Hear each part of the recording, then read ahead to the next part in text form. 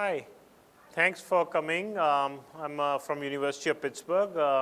We have a myositis center, so we see a lot of myositis patients. And this session, I was asked to give a session on overlap syndrome. What happens when patients don't only have myositis, but maybe myositis and something else, another autoimmune disease. So I have about 22 slides that I would like to go through and explain, at least in concept, what is it, what's the overlap syndrome, or what does it mean when you have more than one disease, and then we will open it up for questions and we'll have good discussion. Is that good?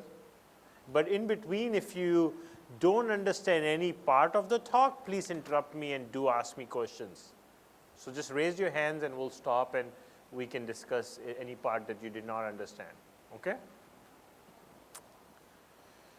Here are my disclosures. So the overview of the talk is, so when you have more than one disease, we commonly term it as overlap syndrome.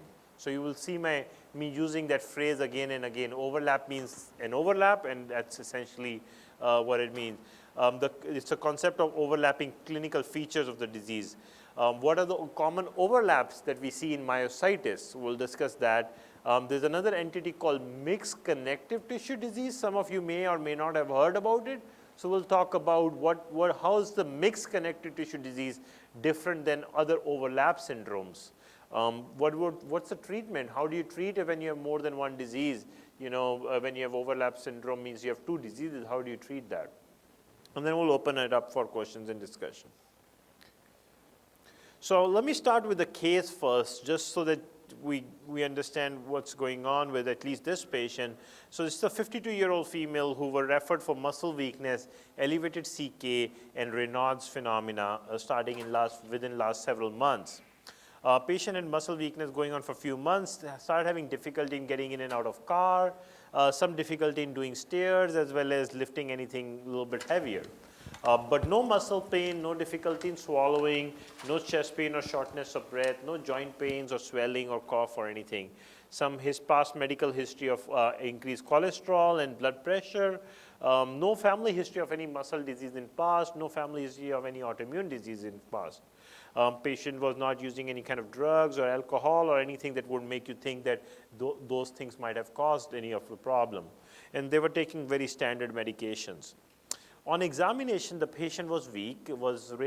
She really had true weakness. So we immediately recognized that the patient has this kind of weakness, which is more proximal weakness, means more shoulder and more hip rather than the hands and the feet. So that goes in line with polymyositis or dermatomyositis as compared to inclusion body myositis. So, but also this patient gave a history of Raynaud's.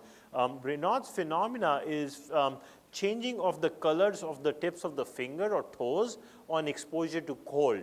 So what happens is if it's a normal phenomena of our body to constrict the blood vessel when it's too cold outside.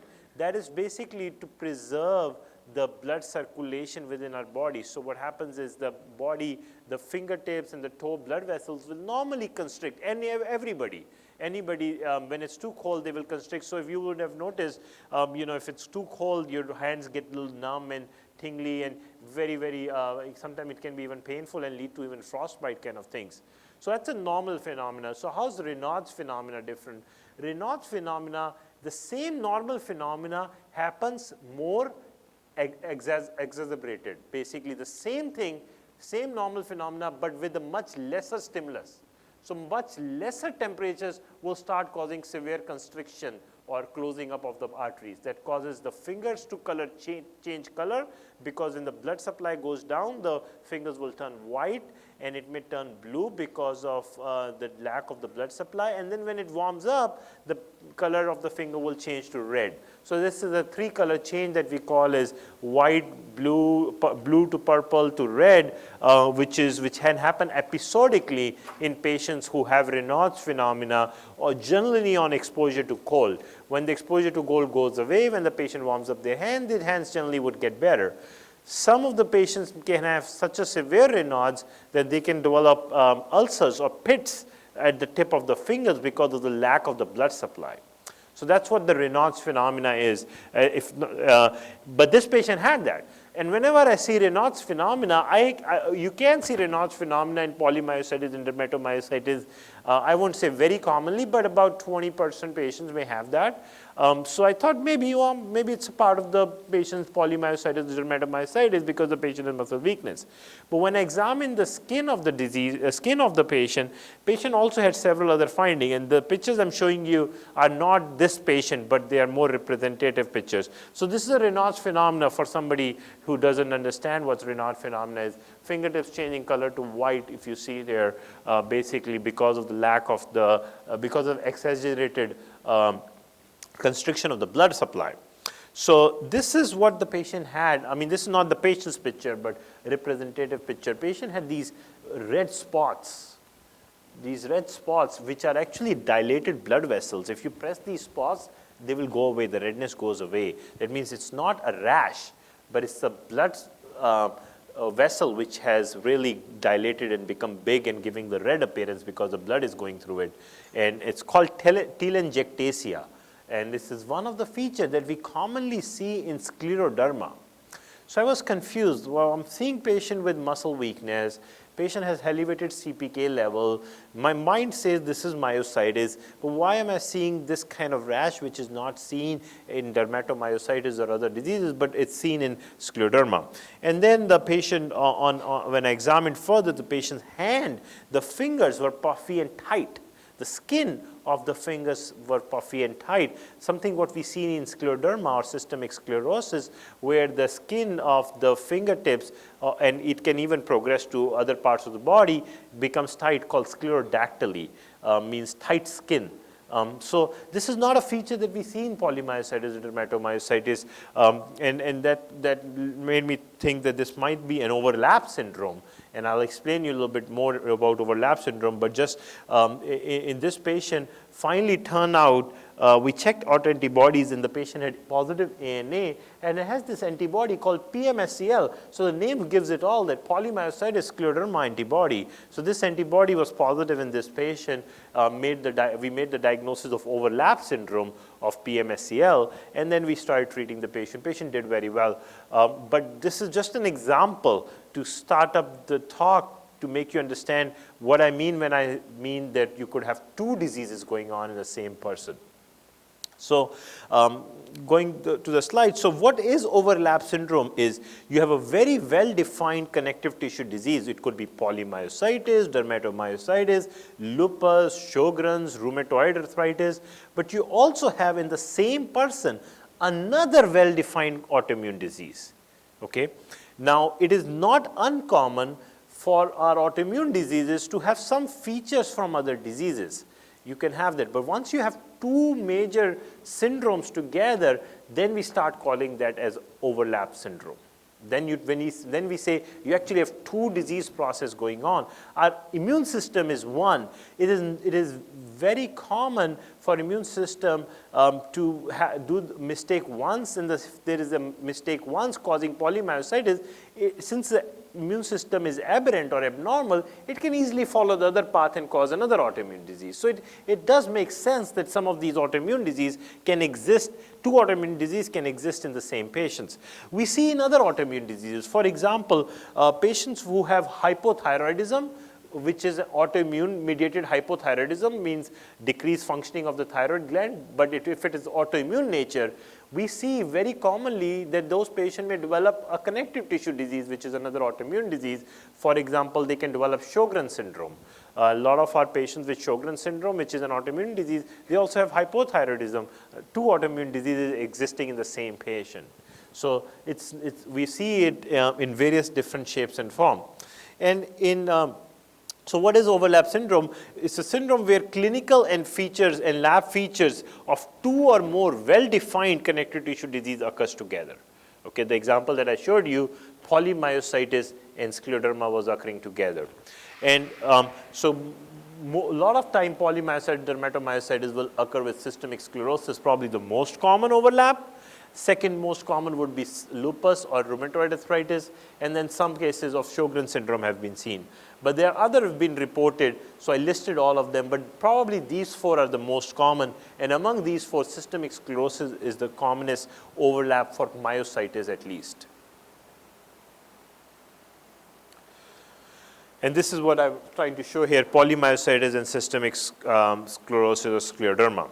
So if you look at the clinical features of myositis, and if I put together a clinical features of scleroderma, and there is an overlap.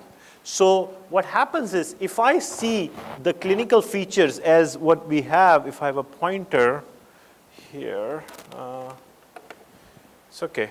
So if you look at the myositis circle, if I only had clinical features of myositis circle, then I would not call it scleroderma. I would call it scleroderma overlap when I have 1 or more features that I usually do not see in myositis. So in our patient, for example, this patient has severe skin thickening and severe Raynaud's made me think that this patient may have this syndrome. So but there's always common clinical features in our autoimmune diseases. For example, mild Raynaud's, pulmonary fibrosis, cardiomyopathy, or pulmonary artery hypertension can commonly happen in both the syndromes. But when you start seeing the clinical features that should not happen with polymyositis, then you start thinking, could it be an overlap syndrome? Is that making sense so far? Okay. So what is systemic sclerosis? So it's a severe progressive disease of skin and connective tissue, mostly cartilage, bone, fat, and tissue that supports nerves and blood fibers, blood vessels throughout our body. And it causes increased deposition of collagen or fibrosis in the connective tissues or several organs of our body, leading to thickening or fibrosis of several organs of our body. And that's why you see these sclerotic or thickening changes in the fingers and internal organs. If you look at the clinical features of systemic sclerosis, the basic clinical feature of systemic sclerosis or scleroderma is tightening of the skin of the fingers. So that's a major finding that we see in systemic sclerosis. Then these patients often have Raynaud's phenomena. So the top 2 findings are probably defines systemic sclerosis or scleroderma. Scleroderma means skin, derma means, sclero means thickening, and derma means skin. So skin thickening defines this disease per se. But this disease, like polymyositis and dermatomyositis, also have several internal organ involvement. As common as GI tract involvement is very common. These patients may have severe difficulty in swallowing. They may have gastroparesis, means slowing of the gut. So because of the slowing of the gut, they may develop some diarrhea, and because of that, they may also have some constipation.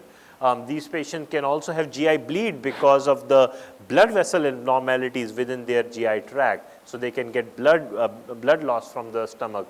These patients very commonly involve lung, like in polymyositis patients. They can have pulmonary fibrosis, and something called pulmonary artery hypertension can happen in these patients. These patients can also have cardiomyopathy, is also been seen. Renal involvement, renal means kidney. These patients can have severe kidney failure. In fact, previously, before we had good treatments for kidney disease, these patients, scleroderma patients, had a major problem with the renal crisis, where all of a sudden their kidney was shut down. Fortunately, we have good treatments for that particular manifestation of systemic sclerosis now. So we don't see that often now, because doctors are able to recognize that fast and put the patient on a drug called ACE inhibitor. And once they are on that drug, the renal shutdown stops. So a lot of patients who we used to lose because of the renal shutdown, all of a sudden, we are able to prevent the problems going down the lane in those patients. So now the problem has shifted from this as a main problem to this as a main problem in systemic sclerosis with severe pulmonary fibrosis, because we have found a treatment for this kind of problem. So this is a perfect example that if we find a treatment, it really changes the paradigm. I'll give you one anecdote that one of my senior has told me. He said he's an ICU doctor, and he said previously I would see a lot of scleroderma patients coming into the hospital, admitting in ICU with what we call a scleroderma renal crisis, shutdown of the kidney with scleroderma.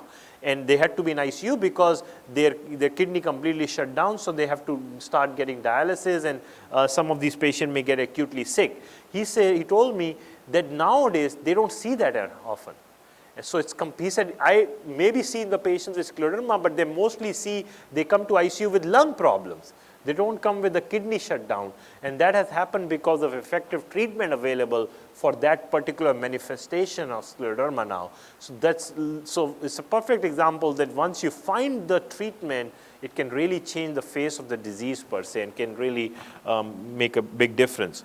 The other common feature of scleroderma, systemic sclerosis, is that it's often ANA positive, okay, which is an autoantibody that some of you may know called anti-nuclear antibody, ANA. And also, it has several autoantibodies like polymyositis and dermatomyositis. It also contains its own scleroderma-specific antibodies. And those antibodies are SCL70, anti-centromere, anti-RNA pol 3 are the three common ones. But this disease, when it occurs with myositis, then sometimes autoantibodies like PMSCL, like in our case, can be seen, or is another antibody called COO or RNP can be seen when there is an overlap syndrome with this disease. Second disease is systemic sclerosis, systemic lupus erythematosus, which is basically lupus, in which there are several clinical features. I mean, you must have heard about lupus from your friends or from somewhere, but these are the common clinical features a lupus patient may suffer, which include the rash of the face, which is called malar rash, or you may have heard butterfly rash is seen in lupus, and it can cause discoid rash, which is the scarring kind of rash that can happen in various parts of the body. These patients have photosensitivity, so when they go out in sun, their rash goes bad all of a sudden, so they can't tolerate sun that well. They can develop ulcers in their mouth or nose. They get a lot of arthritis or arthralgias. They get something called serositis, which is basically pleurisy, of which pleurisy is an inflammation of the lining of the lung. So because of the pleurisy, they get chest pain when they take deep breath. So that can happen. They can develop kidney failure, different than the kind of kidney failure I told you about scleroderma, but they can develop severe kidney problems also. They can develop neurological problems. These patients can have seizures or psychological problems, or brain lesions can happen, something similar to MS patients, multiple sclerosis patients. They can have blood abnormality like severe anemia. Platelets can go down to a very low level. Their white cell count can go down to a very low level.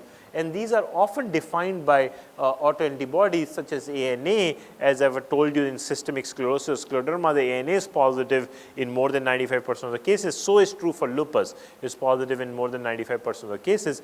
But specific lupus antibodies are dsDNA Smith, anti-Smith antibody, which are more specific to lupus. But common autoimmunity antibody is still anti-nuclear antibody. Okay? Rheumatoid arthritis, you may have heard of this syndrome very commonly. So what's different in rheumatoid arthritis is that rheumatoid arthritis is a disease of joints mainly. Okay? Most commonly, the patient will present with pain and swelling of their joints. Generally involve the small joints of the hands. It obviously can involve the elbow, shoulders, wrist, knees, and ankles and feet. But most commonly is at least involvement of small joints of the hand. Bilaterally means both sides, generally similar in both sides. So these patients have severe pain and swelling and stiffness in the morning in their joints. They don't much have problem in the muscle, but they have joint predominant disease. And in this disease, the joint is so severe that the inflammation in the joint is so severe that it causes damage of the joint. Because of the damage of the joint, these patients can develop some deformities in their joints and can lead to significant disability if it's not treated. Fortunately, nowadays, in last 15 years, we have had 15 new treatments for rheumatoid arthritis, which are FDA-approved treatment, which has completely changed the mortality and morbidity of this disease completely has changed. This has been the most successful model for autoimmunity. The amazing treatment available. The patients who used to get crippled from this disease, we don't see that now. We don't see that kind of damage or deformities that my seniors might have seen, or my people before me. They tell me patients used to come with a crippled hand. We don't see that anymore. So again, another really good example of how, if we are able to identify good treatments, it can change the face of the disease itself.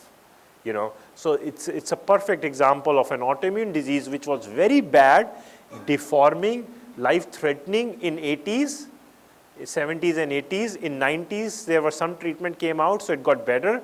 From 2000 onwards, it has really completely changed. Okay.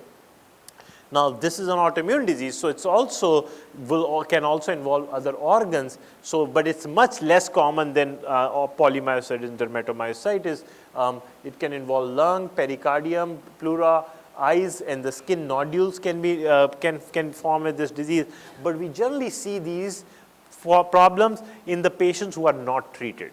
And there are some patients who don't elect to get onto treatment, and in those patients we do sometimes, when they come to us, see these kind of problems. But I don't see it very commonly because the treatments are so effective that they don't go on to develop these more complications down the lane. Sjogren's syndrome, some of you may or may not have heard of this Sjogren's syndrome, but Sjogren's syndrome is another autoimmune disease which affects the glands, like salivary gland, lacrimal gland, which produces the tears, and several other glands in our body.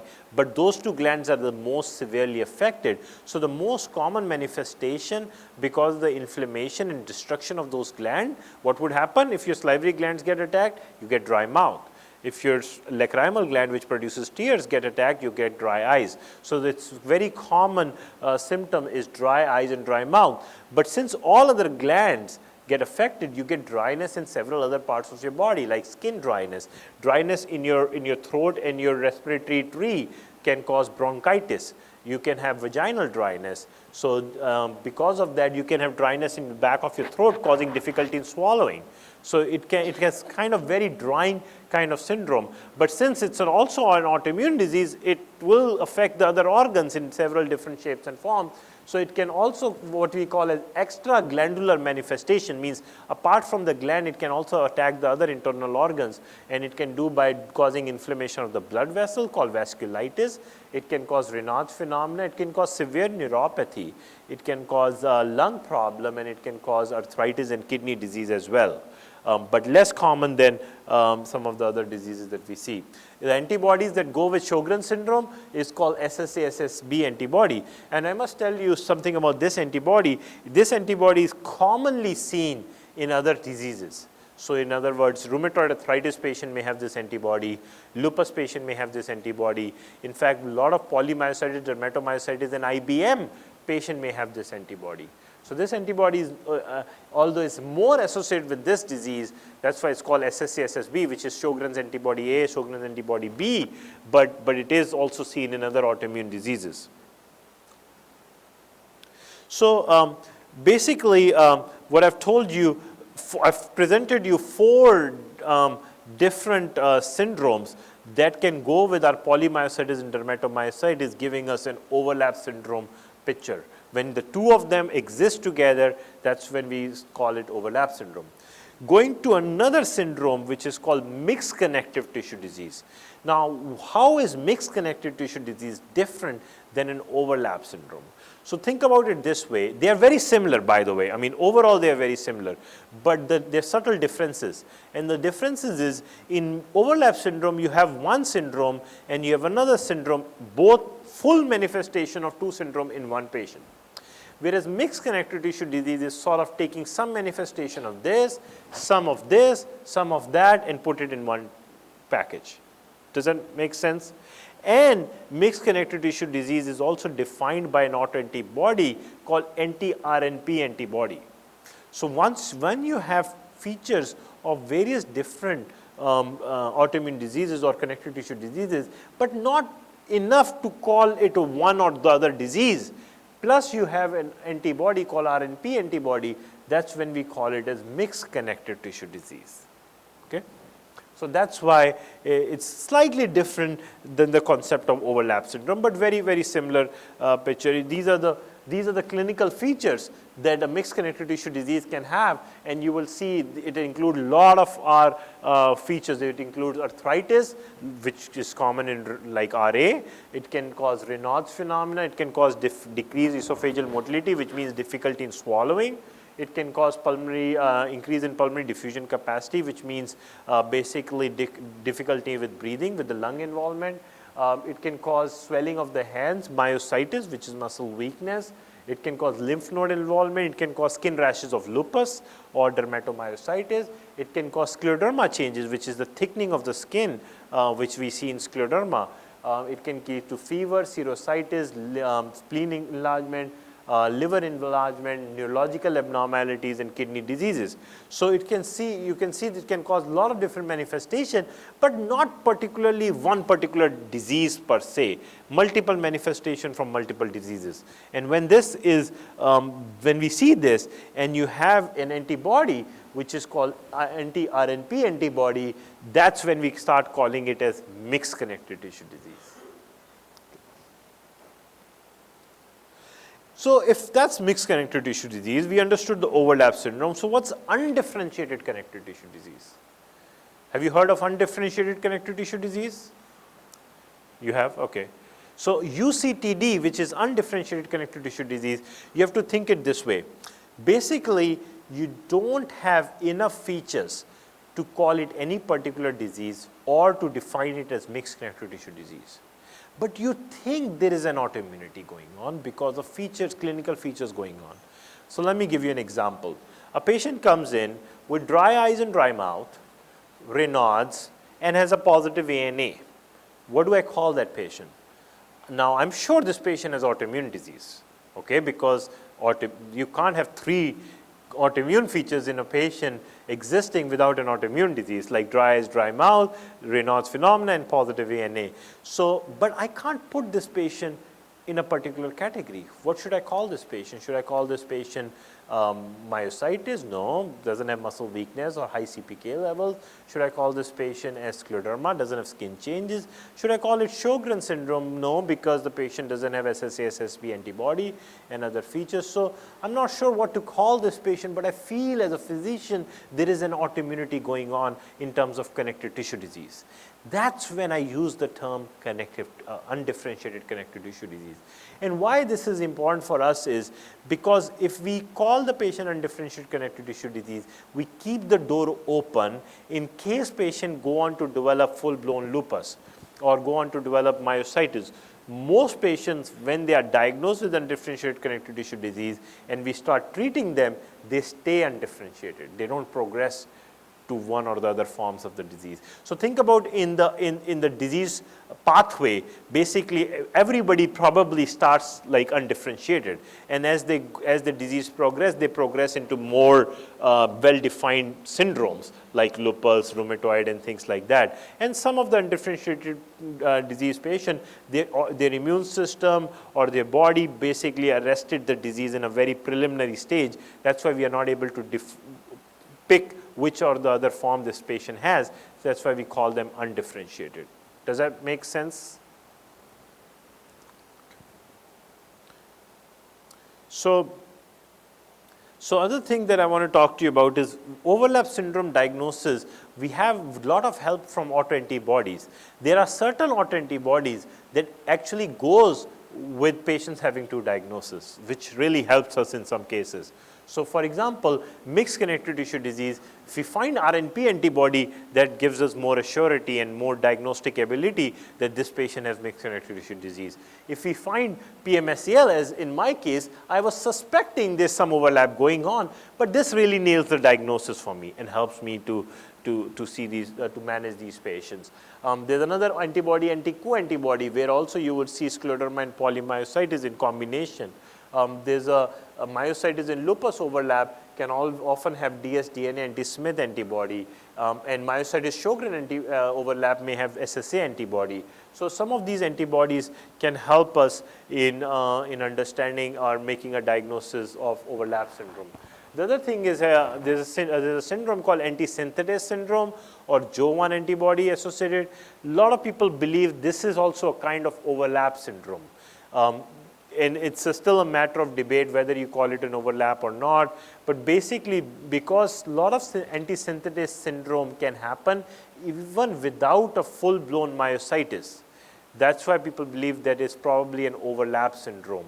But these patients with anti-synthetase syndrome or Jo-1 antibody develops lung disease as their major manifestation, major feature. They can obviously have polymyositis or dermatomyositis. They can have Raynaud's phenomena. They can have fevers. There's something called mechanic's hand where their fingers get really rough and like as if they're doing a lot of mechanics work. So those are the features of anti-synthetase syndrome, and those patients have anti-Jo-1 antibody positive. I just put it in there because I just wanted to say that there are a lot of people who believe that it's kind of an overlap syndrome. So I just wanted to touch base on that. So how do you treat overlap syndrome? So the basic philosophy of treating overlap syndrome is you treat the most active and predominant or severe manifestation. That's how you treat. So in a patient that I showed you, how would I treat that patient? Well, the patient really has severe muscle weakness and high CPK. So I have to treat that patient's polymyositis or the muscle component. And the patient has Raynaud's, so I will give them the treatment for Raynaud's. So that will be my management of overlap syndrome in my patient that I showed you. Okay? So basically you have to see what are the clinical features in a particular patient and tailor your treatment based on the major disease manifestation or the most severe most severe disease manifestation. So we use immunosuppressive drug that works for both the syndromes. So for example, steroid we may use for myositis in my patient, but I may use, as I told you, a drug that I think may work for Raynaud's. The patient with, I may use Imuran and methotrexate for muscle, if muscle is a predominant problem, whereas I may use methotrexate or anti-TNF drug if arthritis is the major manifestation in that particular patient. Or I may use Celsep if the skin thickening is a major problem in that patient. Let's say the same patient I showed you start developing more and more skin thickness and skin thickness keep progressing, then I may want to use Celsep rather than any other drug. So it really depends what stage the patient is, what's the manifestation and what's the severity. If the same patient start developing lung problem and start having more and more shortness of breath, I may want to use Celsep or a drug called tacrolimus for that patient. So there's no one right or wrong answer for overlap syndrome. It really depends on the clinical manifestation. And the other thing is, when we manage these patients, what happens is we often have a relationship with the patient where we say, we explain this to the patient, we seems like two diseases are going on, we need to watch you for both the problems that can happen from both the diseases. So if, for example, if I'm seeing a patient with polymyositis, I may not worry about pulmonary artery hypertension. So I may not do their yearly echoes and things like that to look for pulmonary artery hypertension. But in an overlap syndrome, like in my patient, I would actually follow their myositis, and I would do testing to make sure they're not developing complications from scleroderma. So you have to watch for both, and you have to obviously treat for both. So that's, you have to look for complications for both. So that's all slides I have. I think I will open it up for discussion. I think we have good time. We have enough time for the discussion. So I will open it up for any questions that you have. And if, please, do we have a mic? Oh, here. So maybe we can pass that around once. I can pass it around when anybody has a question. Okay. So anybody didn't understand any part of the talk, or any questions, anything that you want to discuss?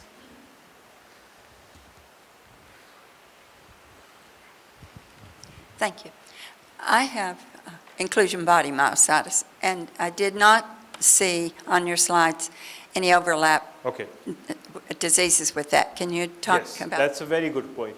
So inclusion body myositis, the one overlap that I've often seen with inclusion body myositis is Sjogren's.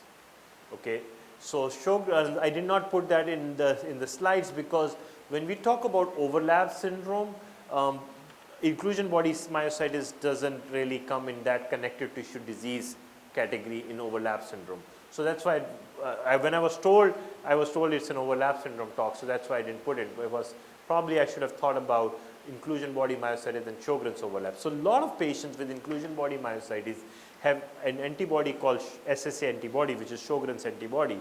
And a lot of patients can also have Sjogren's symptoms, even like dry eyes and dry mouth.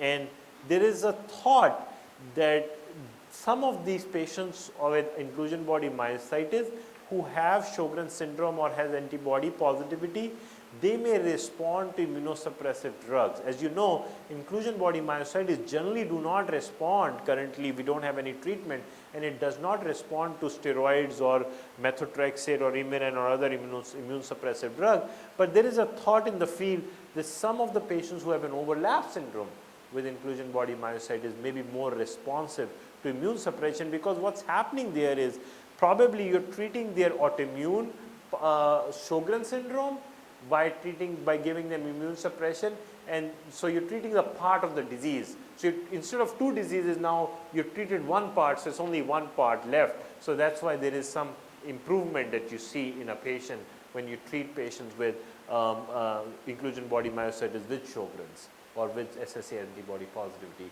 So that's another manifestation overlap that we see.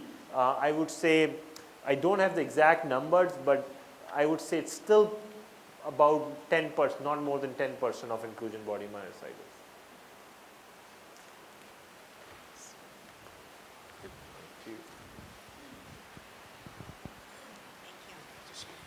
Okay.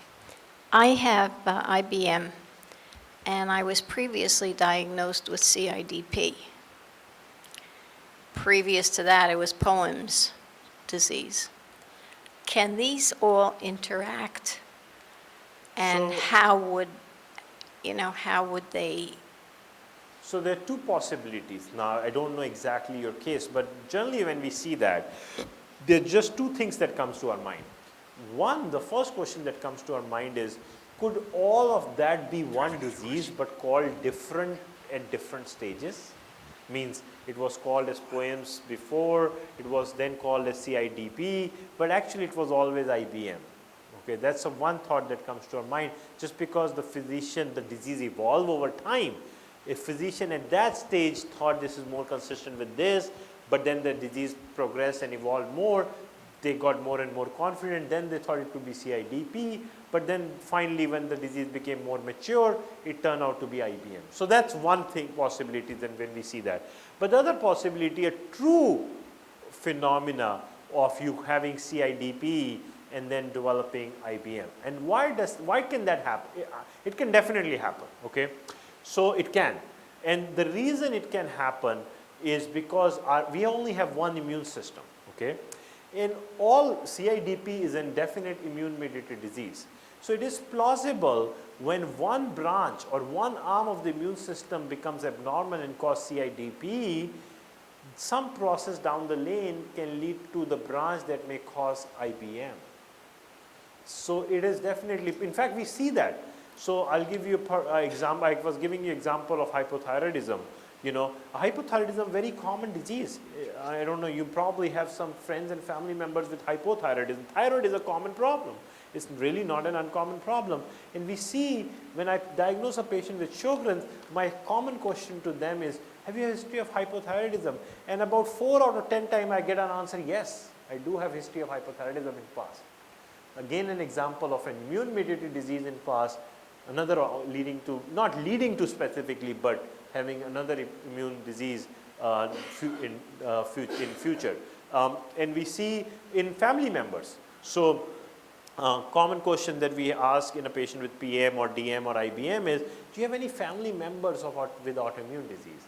And oftentimes they will say, my grandmother had lupus. Or they will say, my father had rheumatoid arthritis and I have myositis. They generally don't say that my father had polymyositis and I have polymyositis. Or my father had IBM and I have IBM. Generally that doesn't happen. Now I will tell you, I have a patient, father-daughter combination of dermatomyositis. So it can happen, but rare, very rare, one patient. Whereas very commonly I hear that patient had family member of one autoimmune disease and the patient himself or herself developed other autoimmune disease. And that's again the concept of one immune system. The fact that there was some abnormality in the immune system in the family member make that person little bit more susceptible for developing autoimmune disease. And it could be some different autoimmune disease because this time the pathway, when the immune system got abnormal, it just took a different route and caused another autoimmune disease. So, but most of the time is still autoimmune disease starts de novo. De novo means it just starts in a person per se, that there was no relationship with the family members per se. But there are genetic components that we see very clearly. So, in other words, I shouldn't say we cannot call it a genetic disease, because if it was a genetic disease, we would have been seeing it a lot more in a family members going down the lane, but it's not, it doesn't happen. So what we believe, you have to have a genetic makeup or abnormality or whatever you may want to call it to have the disease, but there have to be other triggers for you to develop the disease. So you have to have the right genes and the right environment and the right exposure and the right setup. So there are multiple things that has to line up for that particular patient to develop the disease. So in other words, let's say, so let me give you an example of rheumatoid arthritis, okay? Rheumatoid arthritis, we know smoking is a risk factor for rheumatoid arthritis, okay? But not everybody who smokes develops rheumatoid arthritis. So what does it mean? That means you have to have right kind of genetic makeup and the right kind of exposure line up to develop the disease. And the smoking can be one of the, and then maybe it may not be one exposure. It may be you need to have 3 genetic abnormality and 4 exposures to develop autoimmune disease, to progress to an autoimmune level.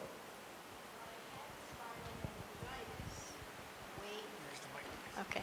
I had spinal meningitis when I was very, very young. Could that have had anything to do with any of this? How much difference are you talking about? I'm sorry? How long a difference are you talking about?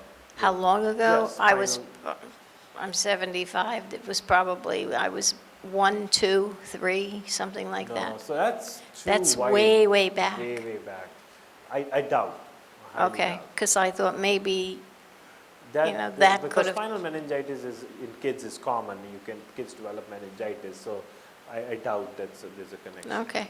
I've wondered about that. And Yes, I have dermatomyositis. I have the Jo-1 antibody. I have the mechanic's hands. My question is, I also have a monoclonal gammopathy. Is that related? I know there's a link with cancer and dermatomyositis in any way. And also, I've been diagnosed with inflammatory arthritis. Is that the same as RA? Okay, very good question. So you asked 3 or 4 questions. So let me address. The first one was, remind me, the first question you asked, you have dermatomyositis and you also have monoclonal gammopathy, right? And the cancer link. So patient with dermatomyositis, especially Jo-1, can have monoclonal gammopathy from various different reasons. One is monoclonal gammopathy can happen very commonly in patients with Sjogren's. And patients with Sjogren's are commonly associated with anti-synthetase syndrome with Jo-1 antibody. So one thought is, could you have a manifestation of Sjogren's showing up as a monoclonal gammopathy? That's one possibility. Second possibility, as we know, dermatomyositis patients are high risk for cancer. So could it be that monoclonal gammopathy that you're seeing, could it be a pathway or a predisposition to cancer? And the third, more likely scenario is that you just have monoclonal gammopathy. Why? Because monoclonal gammopathy is generally very common. And you having a rare disease, but you have another common manifestation that can normally happen in anybody. So that's another scenario that can happen. So there are 3 possibilities. What I would recommend in that kind of situation is I would definitely follow with the hematologist you know, and make sure they do a bone marrow biopsy or whatever needs to be done, whatever they think needs to be done to rule out cancer. And once that ruled out, you just need to follow up monoclonal proteins to see they're not going up or down. If they go down, that's good. If they're not going up, is a problem. Is also a good thing. So. So it did disappear when you were treated? Yeah, it went away. So that means it was actually related to your disease. So that definitely means it, because that definitely makes me think that there was some association with monoclonality. Monoclonal antibodies were, monoclonal proteins were positive because of your disease was active, leading to Sjogren's pathway that I was talking about. Once you treated the disease, that went away. Sir. Bye. So based off your slides that you had up there, there's a lot of confusion about the the actual diagnosis. You know, like you got 3 different scenarios of where it could be this, you know, multiple or just a singular thing or overlap and all these things. But then you have another slide that talks about, you know, if it's with skin, then I treat it with this. If it's, you know, this, I treat it with this. And my question is, how important is the diagnosis? You know, because it looks like you treat based off the symptoms in the end anyway. Okay, that's a very good question, actually. So it does make a difference to have a diagnosis. I'll tell you why. So yes, you treat based on the symptom, but remember, you can't watch based on the symptom that has not occurred. So in the patient that I showed you, my patient, I would do yearly echoes because I believe that patient has scleroderma, and we know that scleroderma patient can develop lung disease and pulmonary artery hypertension. So I will do the yearly echoes, I will do the lung function studies to catch the manifestation of that disease early on, so that I can detect it early on and treat it early on if it turns out. But once you have the manifestation, we treat based on manifestation.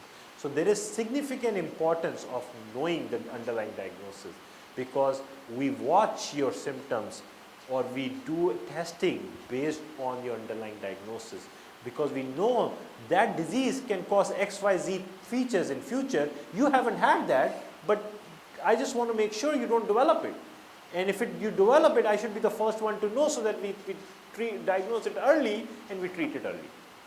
Does that make sense? So that's why for a physician, it is very important to know the diagnosis, because the diagnosis tells the physician that what can happen in future, how should I treat this patient, how should I monitor this patient, what would be the prognosis of my patient, what treatment may be more effective, even though you're doing based on the manifestation, clinical manifestation, but knowing the diagnosis is important. I'll give you an example of arthritis.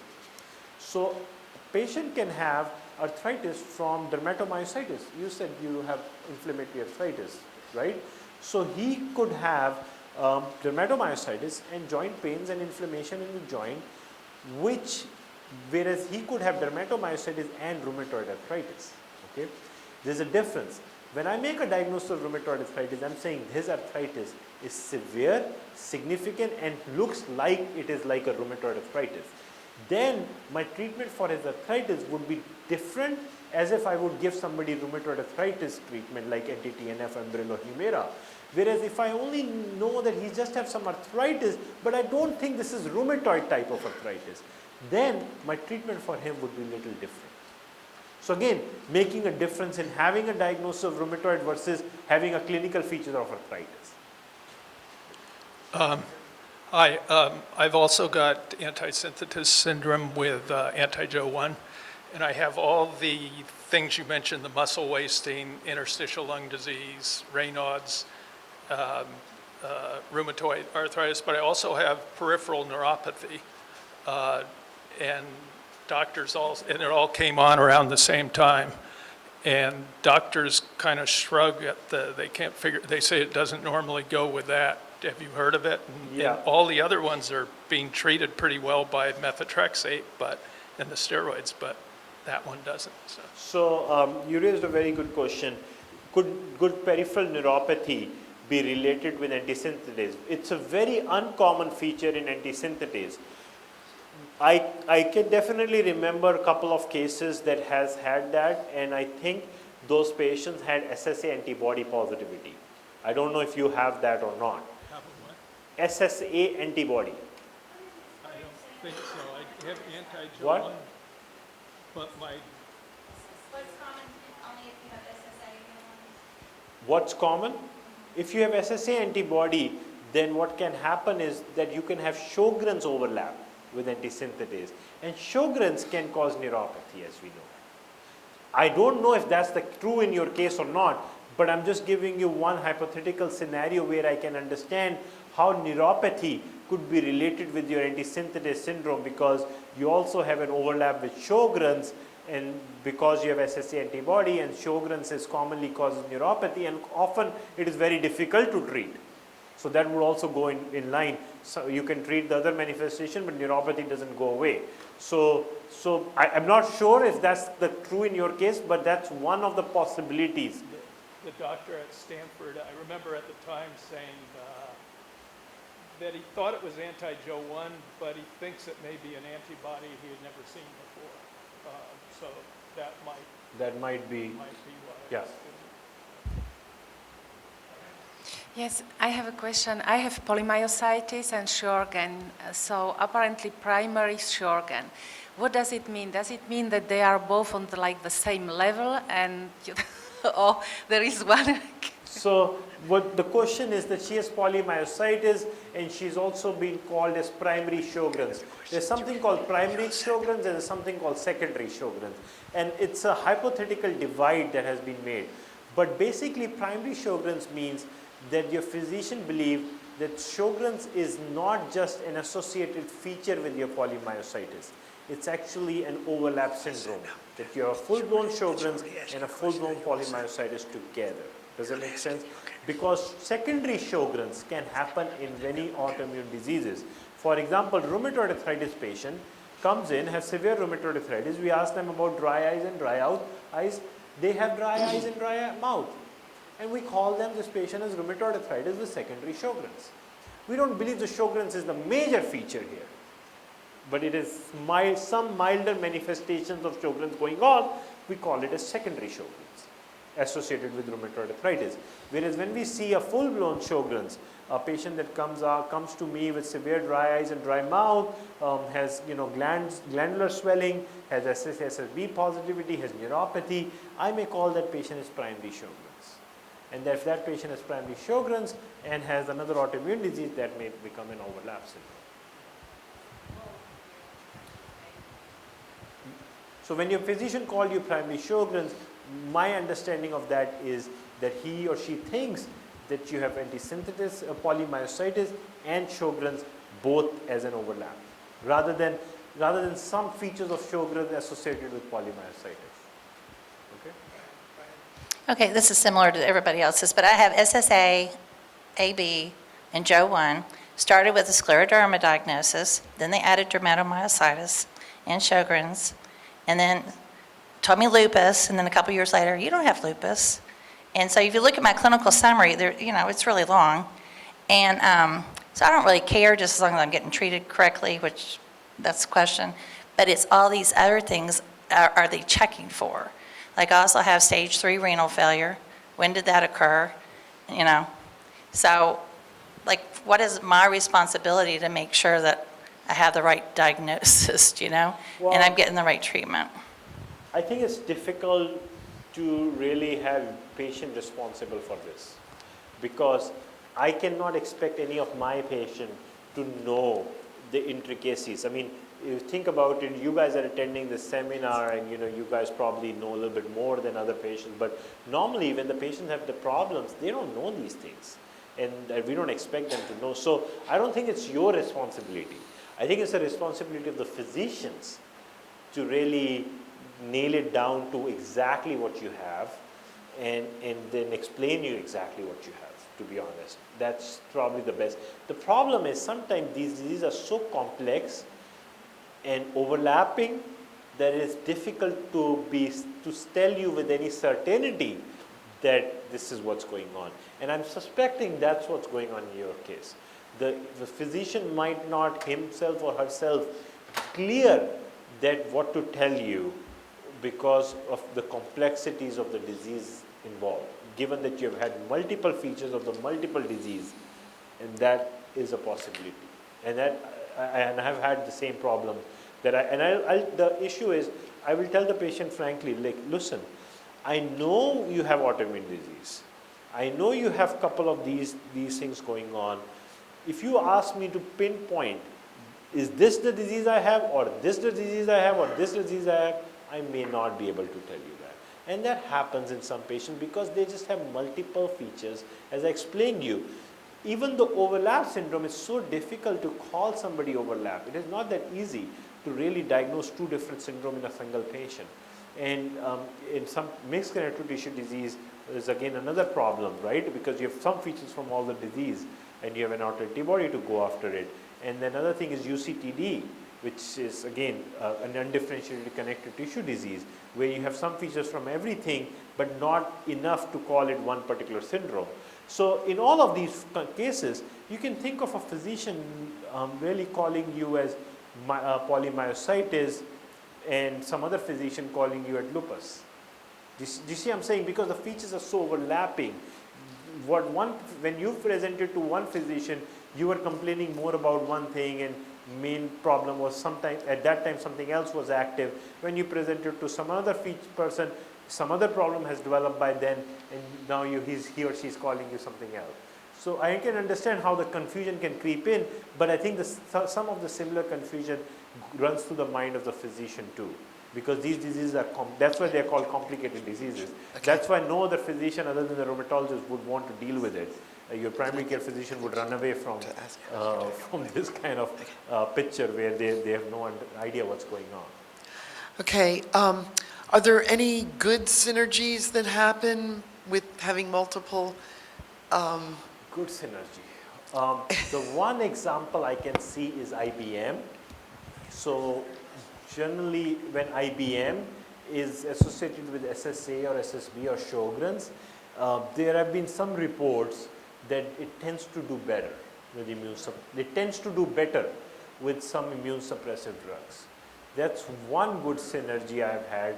Let me think That of. actually is my case where I have Sjogren's diagnosed 6 years ago and recently IBM, and I feel like my muscle deterioration isn't that bad. Yeah. So I have lots So I agree with that.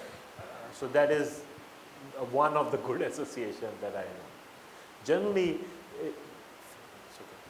Generally, the associations are worse because you have more features of other disease. So it's generally worse.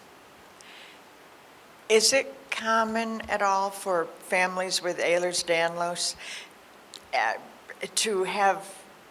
to progress or have these other connective tissue things? And so Ehlers-Danlos syndrome is also called connective tissue disease, but the problem there is a different type of connective tissue disease because it's not immune-mediated connective tissue disease. So they don't speak to each other. That connection doesn't happen for a patient to develop Ehlers-Danlos and future on develop autoimmune disease. Generally doesn't happen. Or a patient with Ehlers-Danlos, family member have autoimmune disease. It's a different connective tissue disease. Ehlers-Danlos is more non-immune connective tissue disease. They can coexist, yeah, definitely. They can definitely coexist, but they're not tightly linked to each other. We have time for one more question.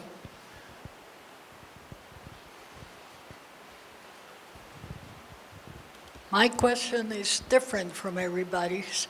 I have been diagnosed 11 months ago with DM. With DM. DM.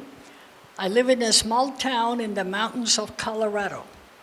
I have to travel mostly 30 to 50 miles for doctors to treat me, and it's taken years to get to this. One doctor would treat you for asthma, one doctor would treat you for post-herpetic syndrome, etc., etc., etc. Many doctors, many conditions, this now, autoimmune condition, but it's just me. I'm the same person. What is the best specialty to treat someone like me? That's a good question.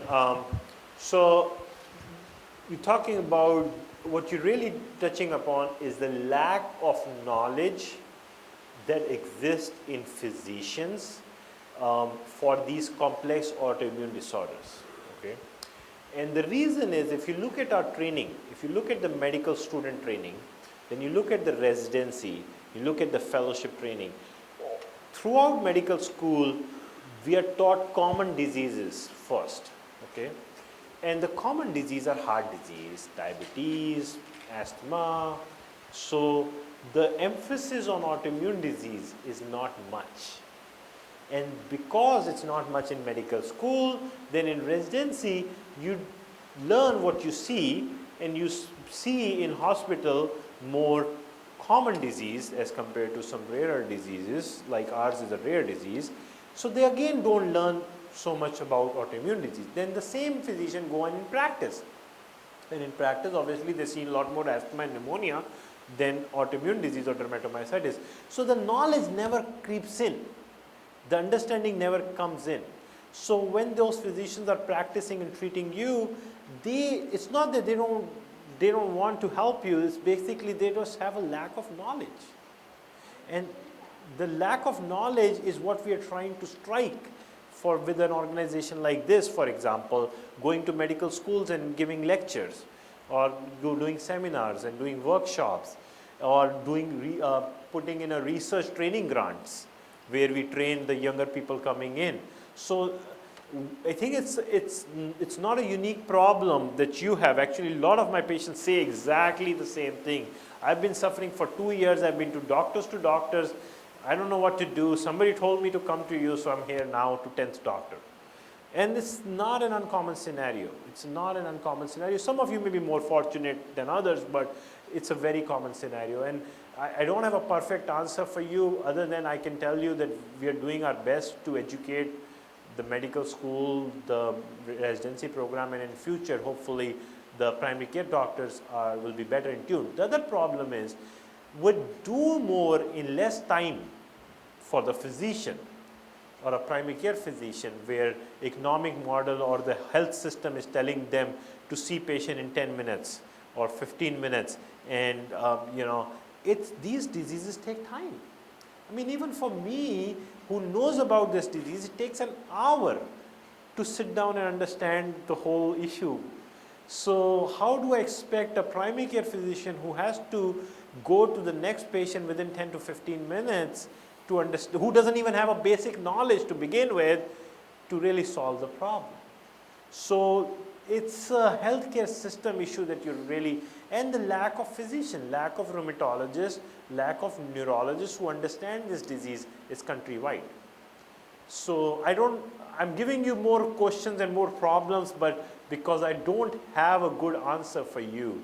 I wish there was a better referral system, better triage system where somebody says, I don't know, and move to a next level of person. If that person says, I don't know, it moves to a rheumatologist. I wish there was a system, but just generally what happens, the primary care physician will listen to you, will do what he or she thinks is the best for you, will tell you to come back, and then it takes a long time to really figure out what's going on. Thank you. Thanks.